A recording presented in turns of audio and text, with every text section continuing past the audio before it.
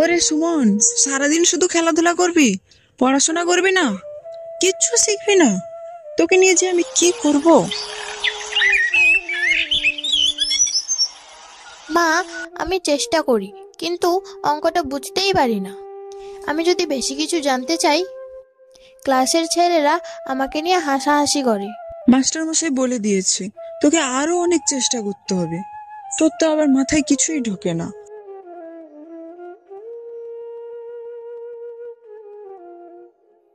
কি হলো আবার তোমাদের? এত চিল্লাচিল্লি করছো কেন বলো তো? তোমার ছেলেকে বলো সারাদিন শুধু গাধার মতো বসে থাকে, না পড়াশোনা না কাজ। থাক, যা হওয়ার হবে। আমার আবার কাজ আছে যে।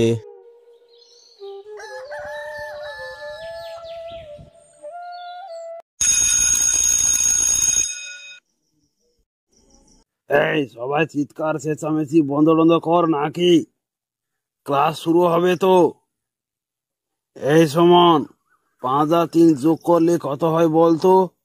পড়াশোনা করে এসেছিস না শুধু ক্লাসে এসে গন্ডগোল শুরু করেছিস? 7 না 8 জানি না স্যার। হ্যাঁ, কি কি কি বললি? তোকে আমি এতবার শিখিয়েছি তাও জানিস না? পরপর বাঁদর তৈরি হচ্ছিস নাকি? একদম পড়াশোনা আজকাল করছিস না তো। আরে গাধা, 5 আর 3 যোগ করলে কত হয় জানিস না? ও সার্কাসে যাওয়া ছেলে, ওর দ্বারা পড়াশোনা কিছুই হবে না। মাস্টার মশাই, ওদেরকে আলাদা ক্লাসে রাখুন, না হলে আমাদের মাথা নষ্ট করে দেবে।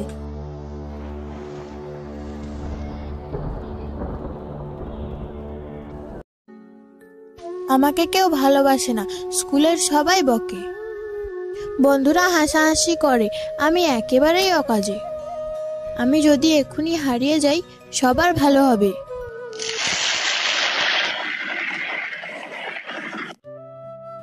এই ছেলে, কাঁদছিস কেন? কি হয়েছে তোর? কে কে? তুমি ভূত নাকি? হ্যাঁ, আমি ভূত। ভয় পাস না, আমার নাম রাখাল। আমার এই শ্মশানেই বাড়ি। ভূত মানে? তুমি আমাকে খেয়ে ফেলবে না তো? আরে না, আমি তো ভালো ভূত। তুই এই প্রথম মানুষ যে আমাকে ভূত মনে করেও আমার সঙ্গে কথা বলছিস। কেউ আমাকে ভালোবাসে না, আমি তো পড়াশোনা করতেই পারি না, তাই আমাকে নিয়ে স্কুলের সবাই হাসাহাসি করে। আমি চাই আমাকে কেউ বন্ধু করুক। ওরে বোকা ছেলে, তাই বলে এত মন খারাপ করতে নেই। আর এই শ্মশানে যে আসে তাকে আমি খালি হাতে ফেরাই না। আজ থেকে আমি তোর বন্ধু হব, চাইলেও তোর পড়াশোনায় আমি সাহায্য করব। সত্যি তুমি কি আমার বন্ধু হবে? আমার সঙ্গে স্কুলে যাবে? যাব, কিন্তু তুই ছাড়া আমাকে আর কেউ দেখতে পাবে না। চল তবে, কাল থেকে নতুন খেলা শুরু করি।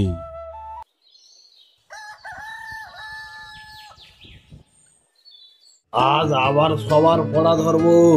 পড়া না পারলে সবার হাত পোটা করে দেব। চুপচাপ করে বস, কোনো গন্ডগোল করবি না। সুমন, পড়া করে এসেছিস?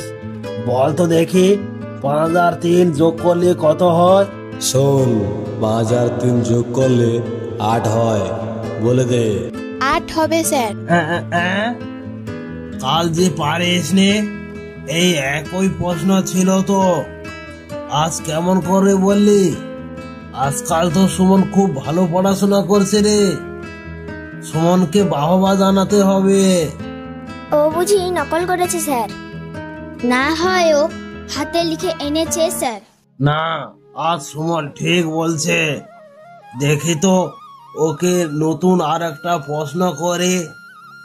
সুমন বল, 10 থেকে 5 বিয়োগ করলে কত হবে?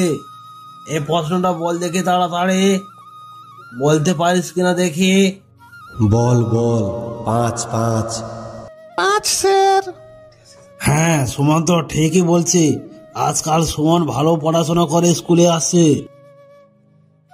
শোন, কালকে তো তুই গাধা ছিলিস, আজ এমন বুদ্ধিমান হয়ে গেলিস কেমন? আমার একজন বন্ধু আছে, সে আমাকে সাহায্য করে।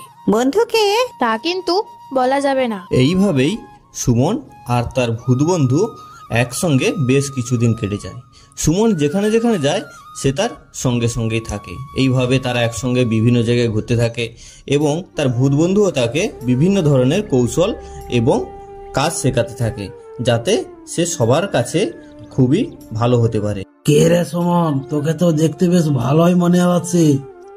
আজকাল পড়াশোনায় একদম ঢিলেমি করবি না, তুই খুব ভালো ছাত্র আমি জানি।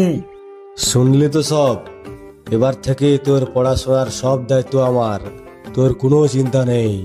আমি বলেছিলাম তুই পারবি।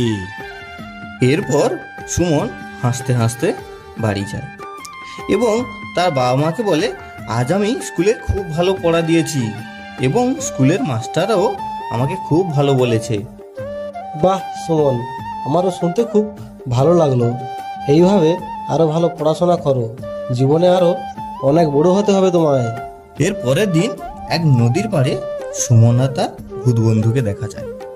নদীর কুলুকুলু রব আর পাখিদের কিচিরমিচির শব্দ। সুমনের বন্ধু সুমনকে শেষ বিদায় জানায় আর বিদায় বেলা সুমনকে বলে, আমার কাজ এখানেই শেষ বন্ধু, আমাকে যেতে হবে আমার ভূতের রাজ্যে। তুমি যখনই কোনো বিপদে পড়বে আমাকে স্মরণ করবে, আমি নিশ্চয়ই তোমার কাজে সাহায্য করতে চলে আসব। এই বলে সুমনের বন্ধু সুমনকে শেষ বিদায় জানায় এবং হঠাৎ অদৃশ্য হয়ে যায়। তো বন্ধুরা, আজকের গল্পটি এই অবধি। তো কেমন লেগেছে গল্পটি কমেন্ট করে জানিও। এর পরবর্তী গল্প খুব তাড়াতাড়ি আসতে চলেছে, সঙ্গে থেকো, পাশে থেকো এবং গল্পটিকে ভালোবেসে লাইক কমেন্ট শেয়ার করতে ভুলবেন না কিন্তু।